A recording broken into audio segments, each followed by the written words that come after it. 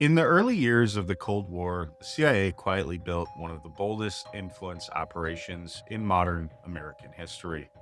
It wasn't about bombs or secret missions or assassinations. It was about words.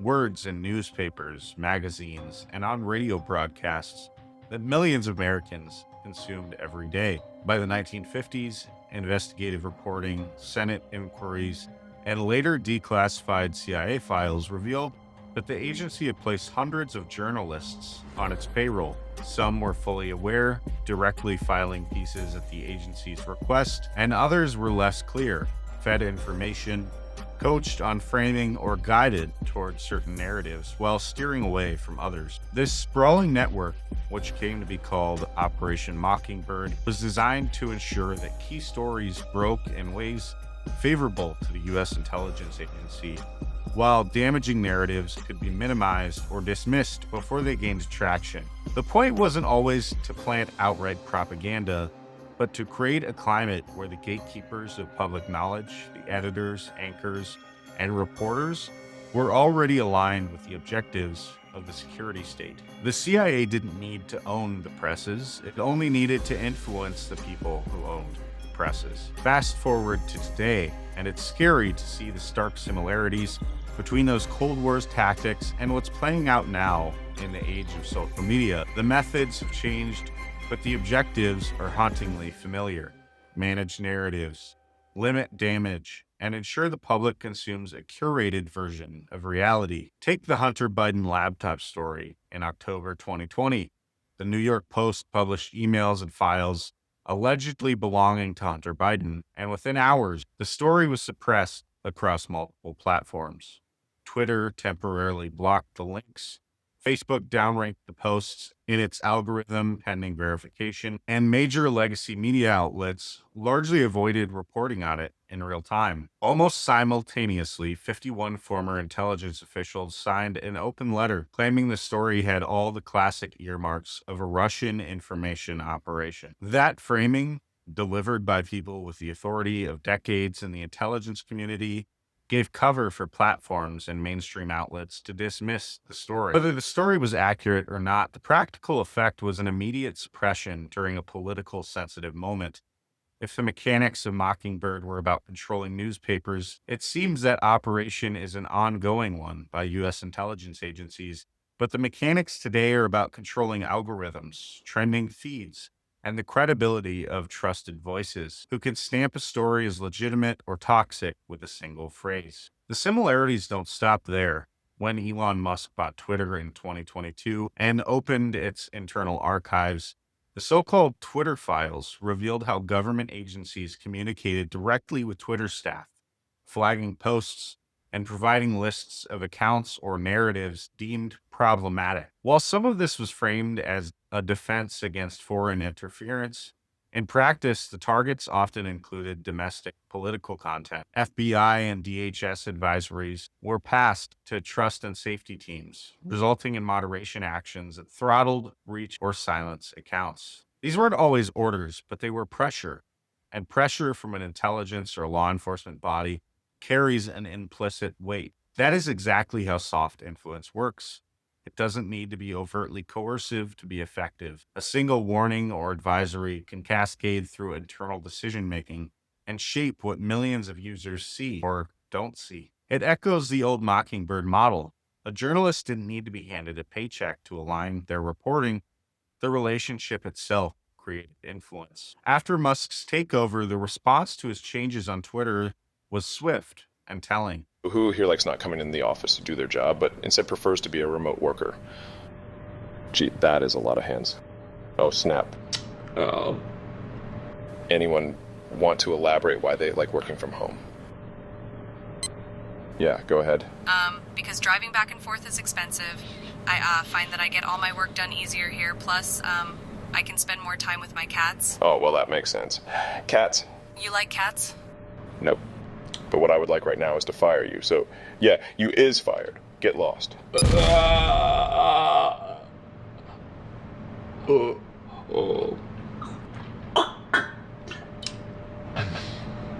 That was fun. Okay, but for real now, who here is willing to come back and work in the office?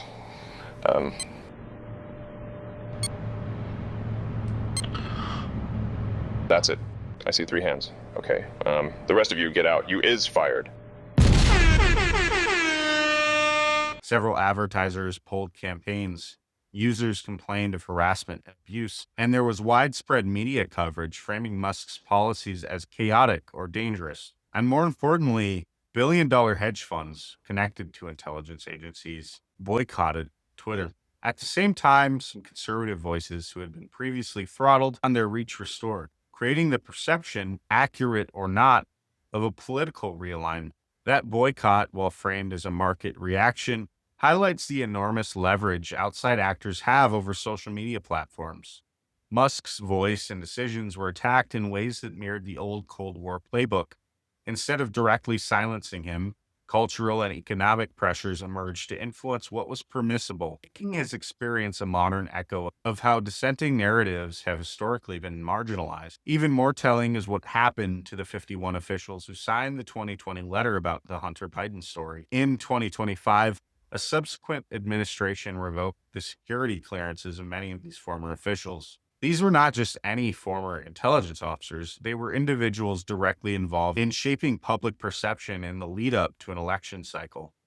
The revocation suggests that their original statements, which framed the laptop story as likely foreign disinformation campaigns, were misleading or dishonest. Unlike mere procedural discipline, this action points to actual misconduct, demonstrating that the narrative they helped construct did not accurately reflect the facts at the time. In other words, the revocation validates concerns that intelligence authority was used to influence domestic opinion under false pretenses, highlighting a modern echo of the manipulation and control that Operation Mockingbird exemplified in the Cold War. Then there's Google's own admission recently in 2025 that the Biden administration pressured the company to suppress conservative voices. Alphabet's lawyers produced letters confirming that requests were made and moderation decisions followed.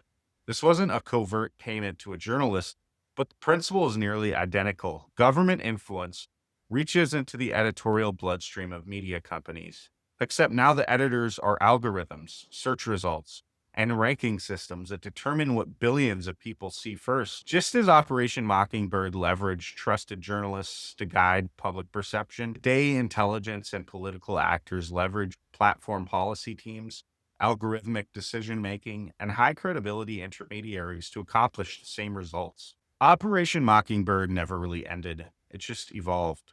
In the 1950s, the CIA needed to recruit journalists to quietly place or kill stories. And in the 2020s, agencies only need to maintain pipelined platform trust and safety teams and cultivate the aura of trusted ex-officials who can steer coverage. Instead of one reporter influencing hundreds of thousands of readers, one flagged keyword or one algorithm tweak can reshape what tens of millions see or never see. The old Mockingbird was analog. The new one is digital, instantaneous, and far more sweeping. Skeptics will argue that none of this proves a centralized conspiracy, and they are correct. It doesn't. But Mockingbird itself wasn't a tidy monolithic program. It was a mosaic of contacts, payments, and relationships spread across bureaus and outlets. What matters is the system-level outcome. Government interests aligning with private media to control narratives. That's what we've seen today. The laptop story buried, intelligence officials giving platforms cover, Twitter throttling accounts under FBI advisories, and Google acknowledging the pressure. And the advertiser boycott after Elon Musk's takeover all points to the same pattern. Influence is exercised quietly, often through intermediaries, often without explicit orders. It is structural, systemic, and difficult to observe unless you are looking closely. For a modern audience, this isn't just history, it's a cautionary tale. Narrative control is alive and well. And it's happening in the feeds where people consume their daily news. Operation Mockingbird isn't some dusty Cold War relic. It's a blueprint that has been adapted to the algorithmic era. If the CIA once had hundreds of journalists on its payroll, why wouldn't intelligence agencies today cultivate influencers, platform moderators, and former officials behind the scenes? The technology is new, the delivery is instantaneous, and the stakes are higher than ever. Because shaping what the public believes happens in real time, at scale, across billions of eyes. The lesson is clear. Whether it's through overt censorship, subtle suppression, algorithmic prioritization, or economic and cultural pressure, the modern media landscape is more influenced by unseen forces than most people realize. Understanding the parallels to Mockingbird is crucial to recognizing how influence works today. Knowledge of the history gives context to the present. The same principles of narrative control apply. The same levers are being pulled, and the same challenge remains: ensuring transparency and accountability in a world where the gatekeepers are no longer just journalists, but algorithms, platform executives, and former intelligence voices wielding credibility as a weapon.